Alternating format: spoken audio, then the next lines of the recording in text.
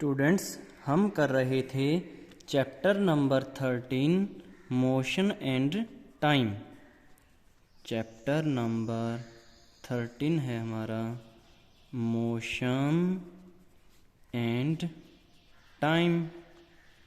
तो इस चैप्टर में हमने कुछ टर्म्स पढ़ ली थी, मोशन के बारे में जान लिया था और स्पीड के बारे में पढ़ लिया था, स्पीड का फॉर्मूला पढ़ लिया था हमने। अब आज आगे जो हमारा टॉपिक है, आज जो हम पढ़ने जा रहे हैं वो है measurement of time. Measurement of time कि हम टाइम को कैसे देखते हैं, मापते हैं। टाइम का मेजरमेंट हम किस तरह करते हैं, कैसे मेजर करते हैं टाइम को, कौन कौन से इंस्ट्रूमेंट होते हैं, आपको पता ही है। घड़ियाँ होती हैं, दीवार घड़ी होती है, वॉल क्लॉक और रिस्ट वॉच, ये सब टाइम देखने के लिए यूज करते हैं हम। दीवार घड़ी है या फिर हम हाथ पर जो कलाई पर घड़ी बांधते हैं वो है घड़ी, उसमें टाइम देखते हैं। या फिर आजकल तो डिजिटल क्लॉक आने लग गई हैं, या फिर फ़ोन में टाइम देख लेते हो। तो टाइम इस तरह से देखा जाता है। तुम्हें पता है कौन कौन सी डिवाइसें हैं वो टाइम दिखाती है। डिवाइसेस कौन कौन सी हैं जो टाइम को सही दिखाती हैं। तो अब स्टूडेंट्स, जो टाइम मेजरिंग क्लॉक्स हैं, मतलब घड़ियां हैं, तो उनमें किस कंसेप्ट का यूज है जो वो टाइम दिखाती हैं। तो टाइम एक्चुअल ज़रूरत क्यों है देखने की, कहाँ से शुरुआत हुई, ये सब चीज़ें सीखेंगे हम।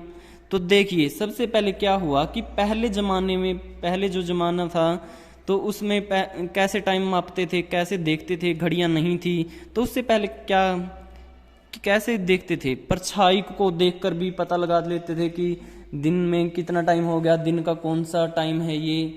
तो परछाई देखकर, शैडो देखकर बता देते थे कि ये टाइम चल रहा है, दिन का ये टाइम है।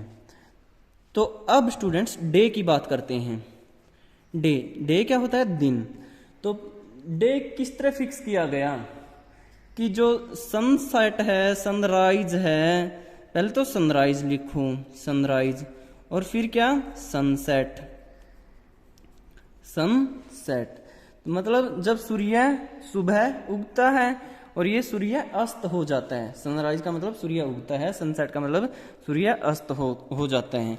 तो इसके बीच का जो टाइम था, यहाँ से यहाँ तक, उसको एक दिन बोल दिया गया। सनराइज से सनसेट तक के टाइम को क्या बोल दिया गया, डे बोल दिया गया, दिन बोल दिया गया। समझे। अब नेक्स्ट उसके बाद आया जो मंथ, किसको बोला, मंथ, महीना। तो महीने किसको बोला, मंथ। कि जो एक मून होता है, चंद्रमा नया आता है, न्यू मून।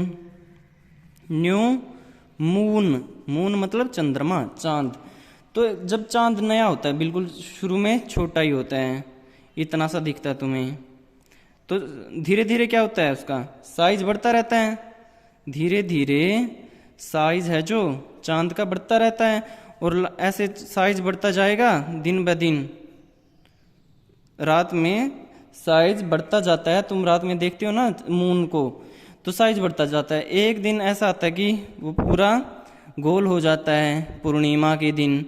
पूर्णिमा के दिन गोल हो जाता है और फिर साइज घटने लग जाता है इसका। फिर इससे कम हो गया, फिर और कम हो गया, फिर ये छोटा साइज हो जाता है बिल्कुल आखिर में। फिर एक दिन पूरी बिल्कुल होता ही नहीं है, तो वो अमावस्या होती है। समझे। तो पूर्णिमा के दिन तो पूरा पूरा होता है चांद, और अमावस्या के दिन बिल्कुल ही अंधेरा होता है। तो वो जो टाइम होता है एक नया मून आने का, शुरुआत से मून आया, थोड़ा सा था, साइज बढ़ा उसका, और फिर से नया मून आएगा जो, वो टाइम है तब तक का, उसको क्या बोला, एक मंथ बोल दिया, महीना बोल दिया। और ईयर किसको बोला था, साल किसको बोला था, साल बोला था ईयर। कि जो अर्थ है, अर्थ मतलब धरती जिस पर हम रहते हैं, एक प्लेनेट है। अर्थ, धरती क्या है, एक प्लेनेट है। सूर्य के चारों ओर चक्कर काटती है ये। अर्थ क्या करती है, सन के चारों ओर, सूर्य के चारों ओर चक्कर काटती है। तो जितने दिन में ये चक्कर काट लेती है उसको एक साल बोल दिया। समझे।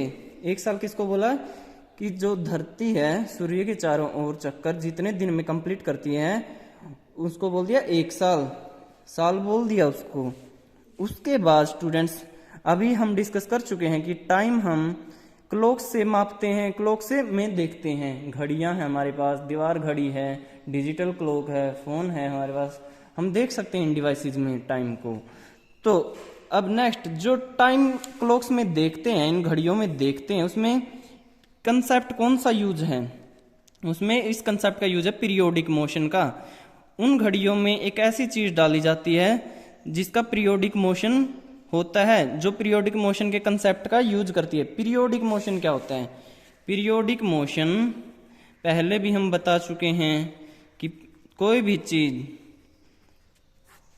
टू एंड फ्रो मोशन हो, क्या हो? To and fro motion, to and fro motion वो पीरियोडिक मोशन होता है। कोई भी चीज, जिस तरह झूले पर कोई बच्चा बैठा है और वो आगे जा रहा है, पीछे जा रहा है, झूल रहा है उस पे, तो पीरियोडिक मोशन का एग्जाम्पल है। तो पीरियोडिक मोशन उसे बोलते हैं। वो आगे जा रहा है, पीछे आ रहा है, बार बार ऐसे ही कर रहा है वो, तो वो पीरियोडिक मोशन का एग्जाम्पल है। इसी तरह की चीज होती है घड़ी में, ऐसा ही मोशन होता है घड़ी में। तो उस मोशन के बेस पे, उस कंसेप्ट के बेस पे जो घड़ी है हमें टाइम दिखाती है। तो घड़ी में इस कंसेप्ट का यूज है। अब सिंपल पेंडुलम, सिंपल पेंडुलम क्या होती है?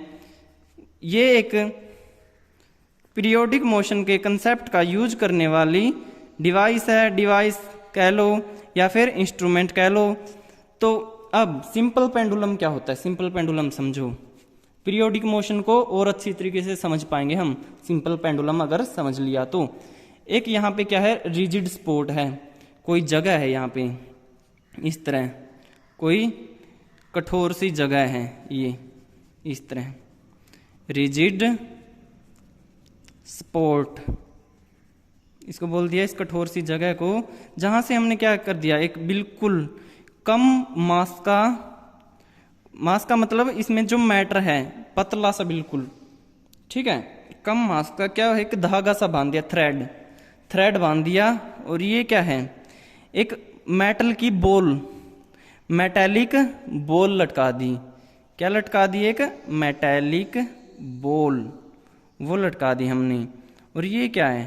थ्रेड है, एक धागा है, थ्रेड धागा। तो अब क्या होगा?